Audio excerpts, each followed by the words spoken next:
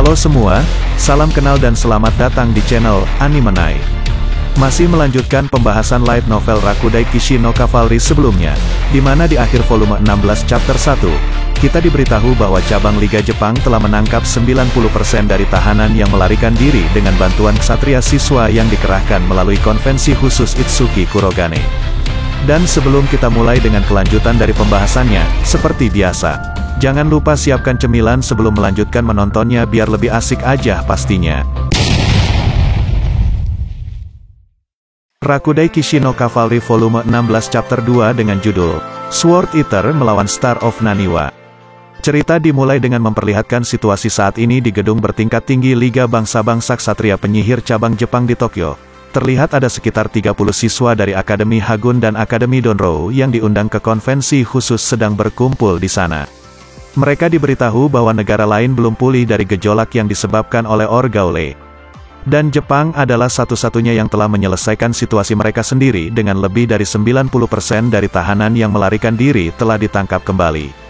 Seorang pejabat yang bertindak atas nama Kepala Cabang Jepang kemudian berterima kasih kepada ksatria siswa atas upaya mereka dan menyatakan konvensi khusus telah berakhir dan para siswa diperbolehkan untuk pulang.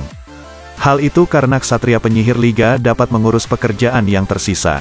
Dikatakan, konvensi khusus kali ini sebagai yang terbesar kedua setelah Perang Dunia Kedua dan sebagian besar ksatria siswa yang diundang ke dalam konvensi adalah yang pertama kali buat mereka. Para siswa yang tergabung dalam konvensi juga diberi hadiah 30.000 yen per hari untuk partisipasi dan hari-hari di mana mereka absen selama semester kedua sekolah. Hal itu dilakukan karena mereka kehilangan beberapa hari di libur musim panas. Beberapa siswa kemudian pulang untuk melanjutkan liburan musim panas mereka, tetapi yang lain seperti Toka dan Kanata sedang berlatih di fasilitas pelatihan. Kemudian, seperti yang ditunjukkan dalam gambar, terlihat, Toka dan Kanata beserta Ayase berada di kamar mandi fasilitas pelatihan bersama dengan Yuri Oreki yang merupakan guru yang menemani siswa Hagun dalam konvensi khusus. Toka mengatakan bahwa Ayase luar biasa karena mampu bertarung dengan percaya diri selama konvensi khusus pertamanya meskipun Toka sendiri merasa takut dan tidak banyak membantu. Ayase menjawab bahwa itu sebagian besar berkat Iki yang membantunya dalam ilmu pedang. Dan ketika semua orang bertanya bimbingan seperti apa yang diterimanya, Ayase menjadi bingung ketika mencoba menjawab. Ayase kemudian menyebutkan sewaktu Iki menyentuh tubuhnya untuk membantu memperbaiki sikap berpedangnya yang menyebabkan Oreki dan Kanata berpikir bahwa itu adalah pelecehan seksual. Tapi Ayase berkata bahwa dia adalah satu-satunya yang merasa aneh saat itu jadi dialah yang mesum. Mendengar itu, Kanata lalu mengerti bagaimana perasaan Ayase dan berkata dengan wajahnya yang merah dan sambil membelai payudaranya sendiri, mengatakan bahwa tangan Iki besar dan kasar tetapi juga lembut dan hangat. Kanata juga mengatakan dia kadang-kadang ingat bagaimana jantungnya berdetak ketika Iki meraih dadanya. Oreki kemudian terkejut dan batuk darah setelah mendengarnya tetapi Toka tahu Kanata mengatakannya dengan cara yang menyesatkan hanya untuk menggoda Ayase. Setelah itu, Kanata kemudian mengatakan Stella akan mengalami kesulitan karena banyak orang yang akan tertarik pada Iki sekarang karena Iki adalah pahlawan Liga yang terkemuka. Dikatakan, semua orang menjadi terdiam ketika mengetahui fakta bahwa Iki dengan sendirian mampu mengalahkan Ksatria Hitam, yang menduduki peringkat keempat di KOK Alik, dan Iki juga telah berkontribusi besar dalam mengalahkan Orgaule selama Perang Vermilion. Diketahui, timeline saat ini bertepatan dengan selesainya Perang Vermilion dan keadaan Iki yang masih koma. Di sini, Kanata dan yang lainnya telah mengetahui keadaan Iki saat ini dan akan bangun beberapa hari kemudian. Pencapaian Iki yang luar biasa tersebut membuat para gadis merasa seperti mereka telah santai meskipun baru sebulan dan itu sedikit aneh. Mereka tidak tahu tentang keberadaan Desperados tetapi mereka melihat sesuatu tentang Iki yang telah berubah selama pertarungannya melawan Stella di pertandingan final Festival Seni Pedang 7 Bintang. Oreki percaya dia harus meminta maaf kepada Iki ketika dia kembali karena Oreki awalnya mengira Iki tidak cocok untuk menjadi seorang ksatria ketika mereka pertama kali bertemu tetapi sekarang Iki telah membuktikan bahwa Oreki salah menilainya. Setelah itu, Toka dan Kanata kemudian memberitahu Oreki bahwa mereka akan menggunakan hari-hari libur mereka untuk pulang ke Kyushu. Kemudian, setelah Toka dan Kanata meninggalkan kamar mandi, mereka lalu bertemu dengan Yudai Moroboshi di koridor. Yudai diketahui datang ke Tokyo karena dia ingin bertemu dengan Torajiro Nangou. Di sini, Yudai berkata bahwa dia berencana untuk berpartisipasi dalam God of War League dan akan meninggalkan Jepang bulan depan. Diketahui, penyisihan turnamen God of War berikutnya akan dimulai tahun depan. Yudai menjelaskan bahwa penyisihan turnamen God of War itu sendiri berupa pertandingan bertahan hidup di mana para peserta tinggal di area yang ditentukan dan terus bertarung satu sama lain sampai sejumlah orang saja yang tersisa. Peserta diperbolehkan menggunakan cara apapun seperti menyerang orang lain pada malam atau dini hari, bekerja sama dengan orang lain untuk menyerang satu orang, atau bahkan membawa pembantu dari luar. Yudai dikatakan akan meninggalkan Jepang cukup awal untuk mengetahui lokasi di mana pertempuran akan berlangsung. Dan karena itulah Yudai ingin bertanya kepada Nangou, yang merupakan mantan juara, untuk beberapa informasi berharga. Tapi, ternyata Nangou berada di luar negeri mencari Tsukikage yang tidak bisa dihubungi. Dan karena Yudai sudah datang jauh-jauh ke Tokyo, dia tidak ingin membuat perjalanannya menjadi sia-sia. Dengan demikian Yudai kemudian mendekati Kuraudo yang berada tidak jauh darinya dan meminta untuk melawannya. Di sini, ternyata Yudai tidak tertarik pada Kuraudo sebelumnya. Hal itu dikarenakan Kuraudo yang kalah dari Byakuya Jougasaki, di Festival Seni Pedang 7 Bintang di tahun sebelumnya, di mana Yudai adalah pemenangnya. Tapi, setelah menonton pertandingan Kuraudo dengan Sarah Blue Lily tahun ini, membuat Yudai menyadari bahwa Kuraudo yang sekarang itu berbeda dan mungkin tidak banyak perbedaan kekuatan di antara mereka saat ini. Di sini dikatakan, Kuraudo ternyata berpartisipasi dalam konvensi khusus, untuk menghabiskan waktu. Tetapi Kuraudo menjadi frustrasi karena yang dia lawan adalah kentang goreng kecil yang bahkan Ayase bisa tangani sendiri. Dan karena itu, Kuraudo kemudian menerima permintaan Yudai dan menyuruhnya bersiap untuk terluka. Setelah itu, Kuraudo dan Moroboshi kemudian berdiri di atas ring di area pelatihan dengan perangkat mereka yang sudah dimanifestasikan. Terlihat, puluhan orang telah datang untuk menyaksikan pertandingan antara keduanya. Melihat apa yang terjadi, Ayase lalu protes karena jika seseorang terluka itu juga akan menjadi tanggung jawab ayahnya. Tetapi Kuraudo mengatakan kepadanya bahwa Yudai Moroboshi adalah orang yang meminta ini.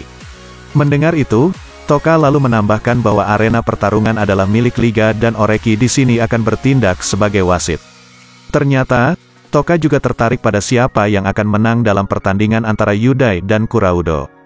Di sini, ternyata Toka mengalahkan Kuraudo 2 tahun lalu dalam pertandingan eksibisi.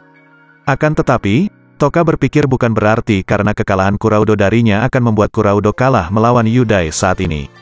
Toka tidak yakin siapa yang akan memenangkan pertandingan ini tetapi menurutnya Kuraudo memiliki keunggulan dibandingkan Yudai dalam hal kompatibilitas.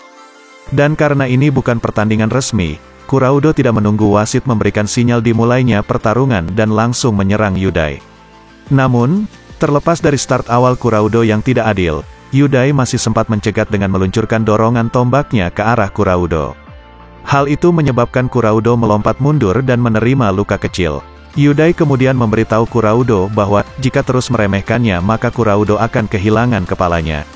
Tapi, Kuraudo menjawab bahwa itu tidak akan terjadi karena tidak ada banyak perbedaan di antara mereka dalam hal kekuatan.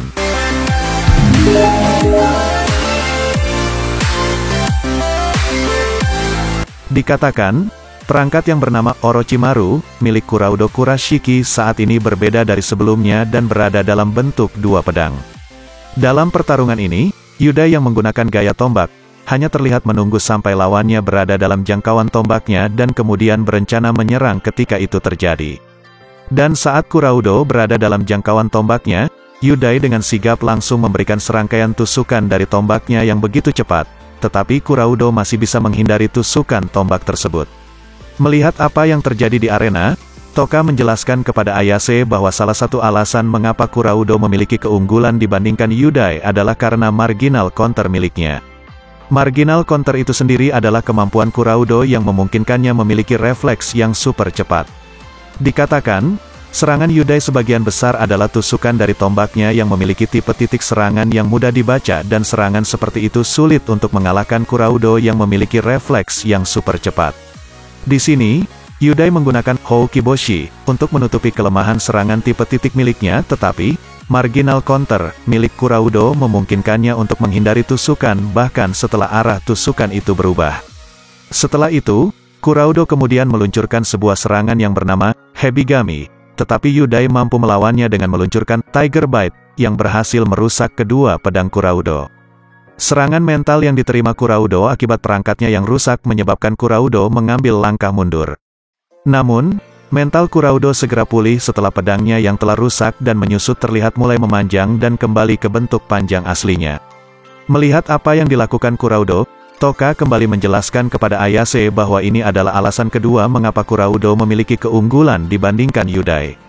Dari penjelasan Toka kita mengetahui bahwa Kuraudo dapat memperpanjang kembali perangkatnya yang menyusut dan panjang totalnya bisa ratusan kali. Jadi, Tiger Bite milik Yudai tidak akan menyebabkan kerusakan serius pada perangkat Kuraudo dengan hanya memotong bagian kecil dari perangkatnya, karena perangkat Kuraudo dapat tumbuh dan memanjang kembali. Dengan demikian, Kuraudo adalah lawan terburuk bagi Yudai. Setelah itu, Kuraudo kemudian memperpanjang bentuk Orochimaru, hingga lebih dari 10 meter dan membuat gerakan pedangnya seperti ular di udara. Terlihat, Orochimaru milik Kuraudo bergerak seolah-olah memiliki keinginannya sendiri. Kuraudo lalu menyerang Yudai dengan Orochimaru yang disertai dengan marginal counter miliknya. Hal itu menyebabkan Yudai tidak dapat mencegat pedang Kuraudo dengan Tiger Bite miliknya sehingga membuat Yudai berulang kali terkena tebasan. Ada kalanya Tiger Bite milik Yudai bisa mengenai dan memotong bagian dari Orochimaru, tapi hal itu tidak cukup untuk menyebabkan kerusakan yang berarti karena Orochimaru dapat tumbuh dan memanjang kembali. Pertempuran kemudian menjadi satu sisi di mana Yudai menerima tebasan yang tak terhitung jumlahnya dan terluka di sekujur tubuhnya. Hal ini seharusnya menjadi alasan yang cukup untuk menghentikan pertandingan. Namun, Oreki dan Toka tahu bahwa Yudai sepertinya sangat mengharapkan hal ini terjadi. Mereka berpikir bahwa Yudai harus memiliki cara untuk mengatasi situasinya saat ini.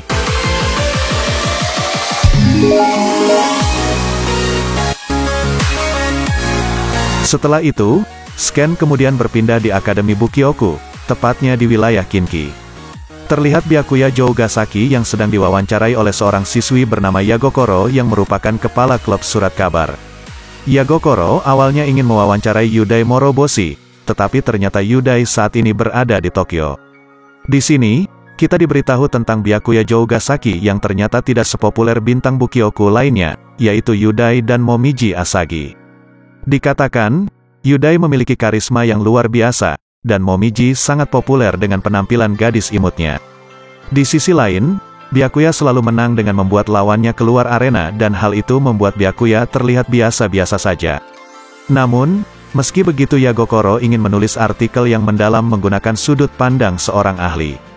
Yagokoro kemudian memulai dengan menanyakan Byakuya siapa yang dia rasa paling kuat dari semua lawan yang pernah dia hadapi. Di sini, Yagokoro percaya bahwa itu adalah Ikki Kurogane. Asumsi Yagokoro itu muncul karena Byakuya yang dikalahkan Ikki di turnamen dan juga karena keberhasilan Ikki dalam perang Vermilion baru-baru ini. Akan tetapi, Yagokoro sedikit kecewa karena Byakuya mengatakan bahwa itu bukan Ikki tapi Yudai Moroboshi. Byakuya kemudian menjelaskan bahwa dia setuju bahwa Ikki mungkin lebih kuat dari ksatria siswa manapun saat ini, tetapi Yudai adalah orang yang telah membuat Byakuya merasa paling lemah. Dikatakan, menurut catatan resmi, tingkat kemenangan Byakuya dalam pertandingan ulang melawan seseorang yang pernah dia lawan sebelumnya adalah lebih dari 90%. Bahkan jika Byakuya kalah sekali, Byakuya akan menang untuk kedua kalinya. Tapi, dari semua itu, ternyata Byakuya tidak pernah menang melawan Yudai tidak peduli berapa kali mereka bertarung. Meskipun Byakuya selalu datang dengan rencana yang matang dan sangat hati-hati, Yudai entah bagaimana akan selalu menemukan titik lemah pada Byakuya dan mengalahkannya. Di sini, Byakuya menggambarkannya sebagai naluri pembunuh, yaitu di mana Yudai dapat melihat sesuatu yang tidak dapat dilihat oleh orang lain. Inilah mengapa Byakuya lebih takut pada Yudai daripada orang lain.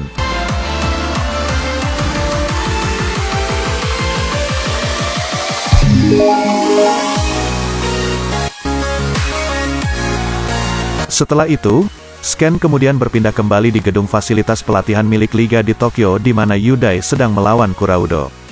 Terlihat Yudai memanfaatkan celah sesaat ketika bagian dari Orochimaru yang terpotong oleh Tiger Bite miliknya, untuk bergerak lebih dekat ke arah Kuraudo. Di sini, pertarungan kembali ke pertempuran jarak menengah di mana Kuraudo kembali memperpendek perangkatnya ke bentuk normal dan bertukar serangan dengan Yudai. Dikatakan, Kuraudo yang memiliki marginal counter seharusnya lebih unggul dalam pertarungan ini. Namun, Kuraudo terlihat dipukul mundur setelah beberapa waktu dan akhirnya menerima luka di bagian pelipis kiri. Semua orang yang menonton itu menjadi bingung, kecuali Oreki yang melihat pertandingan di jarak yang sangat dekat sebagai wasit dan juga Toka yang berada tidak jauh dari arena pertarungan. Melihat apa yang terjadi di arena, Toka mengatakan bahwa dia kembali teringat betapa berbahayanya jika melakukan pertempuran jangka panjang dengan Yudai. Dan benar saja, setelah Toka mengatakan itu, terlihat Kuraudo terkena serangan di beberapa tempat di bagian tubuhnya. Di sini, Kuraudo berpikir bahwa, seharusnya dia tidak pernah mengabaikan setiap gerakan dari Yudai. Akan tetapi, entah kenapa dia tidak bisa melihat setiap gerakan dari serangan yang dilakukan Yudai kali ini. Toka lalu menjelaskan lagi kepada Kanata dan Ayase bahwa apa yang terjadi saat ini di arena, terkait dengan titik buta yang selalu ada bahkan dalam bidang penglihatan manusia yang sehat. Sementara itu, setelah serangannya sebelumnya, terlihat Yudai dipukul mundur kembali ke belakang oleh Kuraudo, tapi Yudai masih mampu berulang kali memberikan counter attack dari setiap serangan yang dilancarkan oleh Kuraudo dengan tusukan dari tombaknya. Di sini, Kuraudo kesulitan untuk melihat setiap tusukan tombak Yudai karena setiap tusukan diarahkan ke titik buta.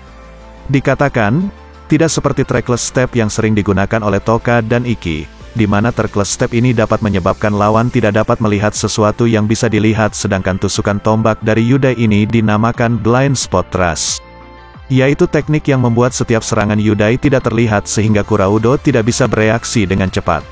Meskipun demikian, Kuraudo tahu bahwa tusukan itu tidak terlihat ketika jarak mereka berdekatan dan juga tusukan itu selalu diarahkan ke wajahnya. Kuraudo lalu berpikir bahwa, begitu dia terbiasa, dia bisa tahu dari mana blind spot thrust akan datang pada waktu yang tepat dan kemudian menghindarinya. Namun, setelah Kuraudo mengambil tindakan mengelak untuk menghindari blind spot thrust milik Yudai, ujung tombak Yudai tiba-tiba berubah arah dan mengenai bagian sisi Kuraudo.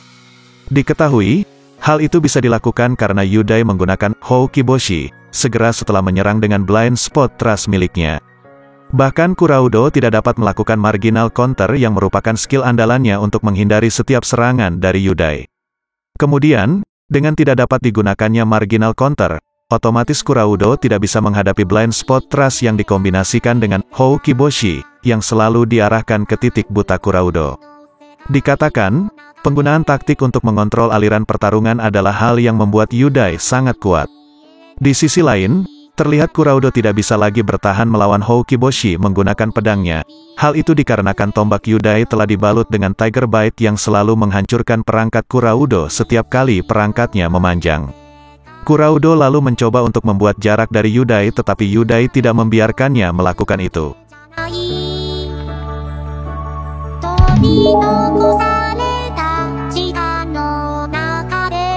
Kemudian, Ayase yang melihat pertarungan antara Yudai dan Kuraudo mengatakan bahwa orang-orang yang berada di tingkat nasional itu luar biasa dan seseorang seperti dia tidak mungkin bisa mengikuti mereka. Ayase juga mengatakan bahwa kenyataan seperti itu membuat frustrasi karena dia tidak bisa membayangkan seseorang yang dia benci akan kalah dari mantan Raja Pedang 7 Bintang yang begitu kuat. Setelah itu, scan kembali menunjukkan pertarungan antara Yudai dan Kuraudo. Terlihat Kuraudo berhasil menangkap ujung tombak Yudai dengan giginya sendiri dan sebelum Yudai dapat menarik tombaknya kembali, Kuraudo melepaskan perangkat di tangan kanannya dan meraih batang pada tombak Yudai. Dikatakan, Stella dan Ouma mungkin satu-satunya ksatria pelajar di Jepang yang bisa mengalahkan Kuraudo dalam kekuatan fisik. Jadi, ketika Kuraudo menarik tombak dengan kuat ke sisinya, tubuh Yudai ikut ditarik ke depan. Dan selama momen di mana tubuh Yudai kehilangan keseimbangan, Kuraudo segera memberikan serangan pada Yudai dengan kemampuannya yang bernama Hebigami. Akan tetapi, walau terkena serangan kuat dari Kuraudo, Yudai berhasil mendapatkan kembali tombaknya saat cengkeraman Kuraudo mengendur, lalu dengan cepat bergerak mundur. Namun, bagian dada Yudai terkena serangan yang kuat dan terlihat Yudai jatuh berlutut. Di sini, Yudai tidak bisa mengerti bagaimana Kuraudo bisa bereaksi terhadap blind spot thrust dengan menangkap tombaknya dengan gigi. Kuraudo juga tidak mengerti, tetapi dia hanya merasa bahwa dia bisa. Hal itu mengejutkan semua orang kecuali Ayase yang selama ini telah berlatih dengan Kuraudo. Dikatakan, meskipun Ayase membenci Kuraudo, Ayase mengakui bahwa Kuraudo adalah seorang jenius dalam pertarungan yang akan menginjak-injak setiap teknik atau taktik lawannya dengan paksa. Setelah itu, Kuraudo kemudian memperpendek kedua pedangnya menjadi seukuran pisau besar sebagai persiapan untuk jurus yang akan dia gunakan. Dikatakan, ternyata sebelumnya ayah Ayase yaitu Kaito, mengunjungi Kuraudo setelah festival seni pedang 7 bintang selesai. Kaito mengatakan bahwa dia tidak berniat menjadikan Kuraudo sebagai pewaris gaya ilmu pedang Ayasuji. Kaito kemudian menjelaskan bahwa ilmu pedang adalah jalan untuk Kaito dan Ayase, tapi itu hanya alat di mata Kuraudo. Hal itu dikarenakan ilmu pedang yang berfokus pada pertahanan dan penerimaan untuk mengendalikan apa yang terjadi selanjutnya tidak akan cocok untuk seseorang yang suka menyerang seperti Kuraudo. Jadi, Kaito menyarankan agar Kuraudo harus secara alami menempatkan dirinya sendiri pada pedangnya dan mengayunkannya dengan keganasan. Dan benar saja, ketika Kuraudo melakukan seperti yang dikatakan Kaito, hal itu berhasil menyulut api di hati Kaito, karena Kuraudo berhasil menciptakan tekniknya sendiri berdasarkan gaya ilmu pedang Ayasuji. Dikatakan, dalam gaya ilmu pedang Ayasuji ada sebuah teknik bernama Tenni Muhu. Di sini, Kuraudo berhasil menciptakan Tenni Muhu versinya sendiri berdasarkan instruksi dari Kaito. Setelah itu, Scan kemudian kembali ke waktu sekarang dan melanjutkan pertarungan antara Yudai dan Kuraudo, di mana Yudai terlihat menggunakan Blind Spot Thrust dan Houkiboshi secara bersamaan dan menyerang Kuraudo untuk mencegah Kuraudo meluncurkan serangan pamungkasnya. Mengetahui apa yang akan dilakukan Yudai, Kuraudo lantas menyerang balik dengan kekuatan penuh dengan menggunakan Tenni Muhu yang berhasil menghempaskan setiap tusukan dari Yudai. Melihat itu, Ayase menjelaskan bahwa pedang ayahnya seperti air mengalir yang menerima dan membalas serangan musuh dalam gerakan yang halus, tetapi pedang Kuraudo seperti api yang mengamuk yang menghancurkan semua rintangan dengan kekerasan. Kemudian, setelah berhasil memperpendek jarak antara mereka, Kuraudo lalu menyerang Yudai dengan skill 2 pedang yang bernama Yamata no Orochi. Yamata no Orochi! Selama momen ini, Yudai berpikir bahwa Kuraudo adalah seorang jenius dalam pertarungan yang sebenarnya, dan memiliki naluri pembunuh lebih dari dirinya. Namun, Yudai mengetahui sesuatu yang tidak diketahui Kuraudo karena Yudai telah merasakannya lebih dekat daripada yang pernah dirasakan siapapun di masa lalu dan sekarang dia akan melepaskannya, yaitu Musou Ichiretsu yang adalah seni mulia kedua milik Yudai, di mana Yudai akan menusuk lawannya menggunakan perangkatnya di dada mereka, menghancurkan sumber kekuatan mereka dengan sihir dari Tiger Bite. Kemudian, setelah bentrokan Musou Ichiretsu milik Yudai dan Yamata no Orochi milik Kuraudo untuk terakhir kalinya, Yudai lah yang jatuh dan tidak dapat melanjutkan pertarungan dan membuat Kuraudo keluar sebagai pemenang. Diketahui, semua orang sangat menyukai sosok Yudai sehingga mereka terkejut bahwa Kuraudo yang menang. Seusai pertarungan itu, Toka kemudian mengucapkan selamat tinggal kepada Ayase dan mereka akan bertemu lagi di sekolah. Ayase lalu memberitahu Kuraudo bahwa dia harus mengobati lukanya tetapi Ayase kemudian memperhatikan wajah Kuraudo yang pucat. Kuraudo lalu berkata bahwa Yudai mencoba melakukan sesuatu selama bentrokan terakhir mereka dan Kuraudo tidak pernah merasa begitu takut sebelumnya. Kuraudo bertanya-tanya apa yang akan terjadi jika Yudai berhasil menyerang lebih dulu, dan hanya memikirkannya saja sudah membuat Kuraudo ketakutan.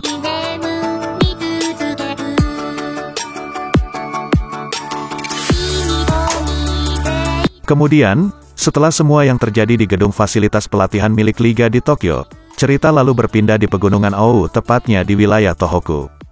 Terlihat ada sebuah bangunan di lokasi yang sangat terpencil yang disebut fasilitas penahanan khusus Owu Wagadake. Dikatakan, fasilitas ini dibangun untuk menahan seseorang yang sangat berbahaya dan bahkan di Jepang hanya sedikit orang yang mengetahui keberadaannya. Kemudian, di hutan sekitar fasilitas penahanan tersebut, terlihat sekelompok pria yang melarikan diri dari fasilitas penahanan lainnya telah berkumpul di sana. Pemimpin kelompok tersebut memberitahu anak buahnya bahwa pendiri mereka ditahan di bagian terdalam fasilitas, dan berada di dalam sel khusus yang disebut Kokyutus.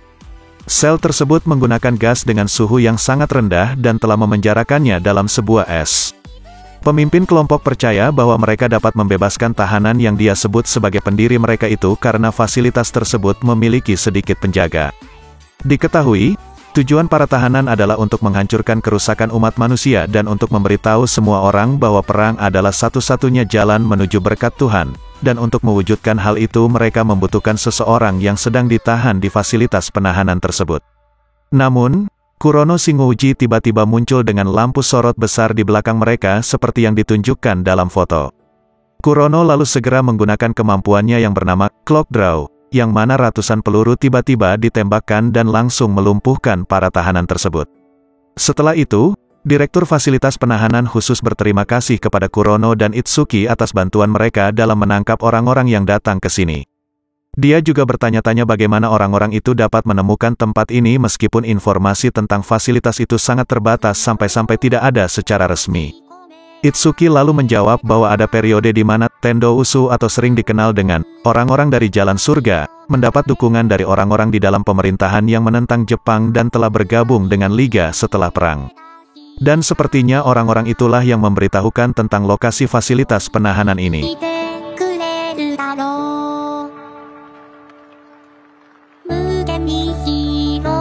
Setelah itu, Kurono lalu bertanya tentang Tendo Usu dan Itsuki menjawab bahwa mereka adalah teroris yang bertanggung jawab atas insiden pendudukan Hotel Teito.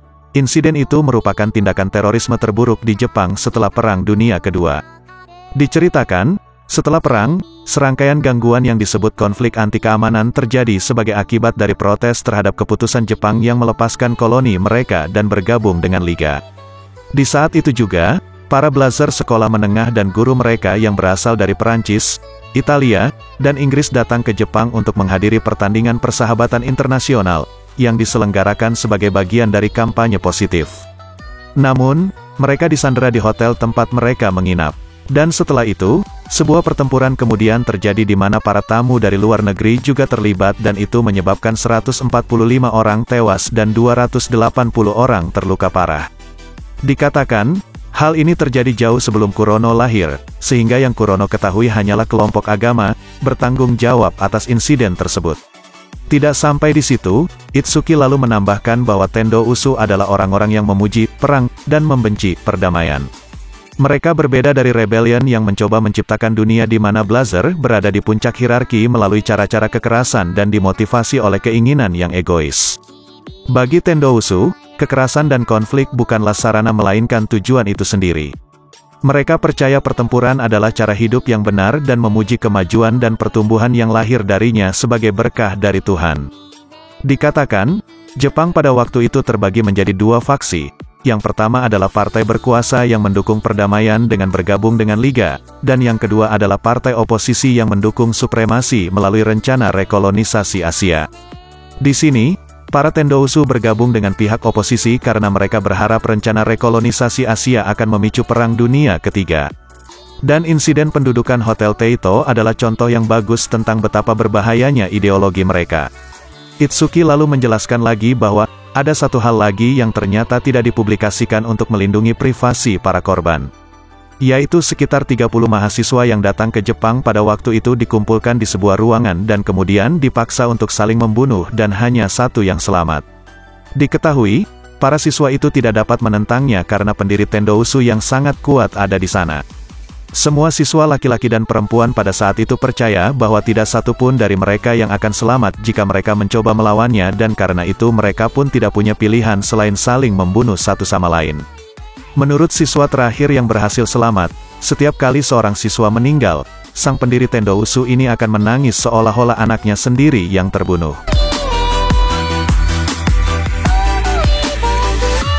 Di sini, Itsuki tidak yakin apakah si pendiri itu waras atau tidak. Akan tetapi, sudah jelas bahwa orang yang dipenjara di fasilitas penahanan khusus itu sangatlah berbahaya. Direktur fasilitas lalu mengatakan bahwa dia merasa bingung ketika sistem manajemen fasilitas tiba-tiba mati selama kekacauan yang disebabkan oleh Orgaule. Tetapi pada saat itu mereka mengira hal tersebut hanya karena pemadaman listrik sehingga sistem beralih dari daya utama ke daya cadangan. Hal itu pun juga hanya berlangsung selama beberapa detik. Namun, mendengar sistem manajemen fasilitas yang mati bahkan hanya untuk beberapa detik, menyebabkan Itsuki meminta Kurono untuk mengikutinya menuju sel khusus yang disebut Kokyutus itu. Di sini, Itsuki ingin memastikan bahwa tahanan itu masih berada di dalam atau tidak, Tetapi Direktur Fasilitas mengatakan bahwa sistem hanya mati dalam waktu kurang dari 3 detik sehingga tidak mungkin ada orang yang bisa melarikan diri dari keadaan yang benar-benar beku dan tanpa ada yang menyadarinya dalam waktu yang sangat singkat itu. Diketahui, sel khusus Cocytus ini adalah instalasi yang dibangun beberapa dekade lalu dan tidak ada kamera pengintai di dalamnya. Jadi, satu-satunya cara untuk memeriksa bagian dalam sel adalah dengan membuka dinding kedap udara setebal 30 cm. Di sini, Direktur Fasilitas lalu mendesak Itsuki untuk tidak meningkatkan risiko pelarian. Namun, Itsuki mengatakan bahwa ayahnya, yaitu Genma Kurogane, telah menciptakan sel khusus Cocytus ini karena tahanan yang dimaksud adalah seseorang yang dapat membuat mereka khawatir di mana tahanan tersebut bisa membuat sesuatu yang tampaknya mustahil bisa terjadi. Setelah itu, mereka semua kemudian tiba di area yang luas dengan langit-langit yang tinggi dan memanjang dari lantai pertama hingga lantai 4, dengan lebar dan panjang keduanya mencapai 20 meter yang membuat tata ruang area tersebut mirip dengan hanggar pesawat. Terlihat, peralatan elektronik tersebar di mana-mana dari lantai sampai ke langit-langit, dengan kabel dan pipa yang memanjang dari sebuah peralatan, sampai ke dasar sebuah sel yang terbuat dari logam setinggi 3 meter. Dikatakan, sel yang terletak di tengah ruangan itu adalah sel khusus yang bernama Cocytus yang merupakan tempat si pendiri Tendo Usu dipenjara di dalamnya. Singkat cerita, sebelum membuka sel Cocytus, Itsuki dengan otoritasnya untuk sementara mencabut larangan penggunaan krisis dunia oleh Kurono jika terjadi sesuatu. Setelah itu, Itsuki lalu menyuruh Kurono untuk menghancurkan tahanan jika tahanan tersebut menunjukkan tanda-tanda pergerakan. Namun, Kurono ragu-ragu karena Itsuki bisa saja terjebak di dalamnya. Tapi, Itsuki mengatakan bahwa dia tidak keberatan karena tahanan yang ada di dalam sel tersebut adalah eksistensi yang sangat berbahaya dan hanya bisa dipenjarakan oleh Jepang pada saat itu. Kurono lalu mematuhi dan memanifestasikan perangkatnya, sementara Itsuki menyentuh alas tiang dan berkata, "Teketsu Houjin." Setelah mengatakan itu, cahaya merah yang berasal dari tangan Itsuki kemudian menyebar ke seluruh ruangan seperti pembuluh darah dan menyebabkan reaksi pada peralatan elektronik di sekitarnya. Kemudian, sel yang terbuat dari logam itu lalu menipis dan satu persatu mulai terbuka. Dan setelah dinding terakhir terbuka, gas kriogenik lalu keluar dan menyebar ke seluruh ruangan dan isi dari sel Cocytus kemudian dapat dilihat. Namun, satu-satunya hal yang ada di dalam sel itu adalah pengekangan dengan tahanan yang menghilang. Melihat itu, Itsuki kemudian memerintahkan Direktur Fasilitas untuk menghubungi kantor pusat sesegera mungkin dan memberitahu mereka bahwa api besar telah bebas. Baiklah teman-teman, sepertinya sampai di sini dulu pembahasan kita kali ini. Kalau ada kesalahan dalam pembahasannya bisa komen aja di kolom komentar di bawah. Terima kasih udah nonton videonya sampai selesai. Jangan lupa subscribe dan like videonya kalau suka dan dislike aja kalau enggak suka enggak apa-apa. Nantikan kelanjutannya di video-video selanjutnya. Terima kasih.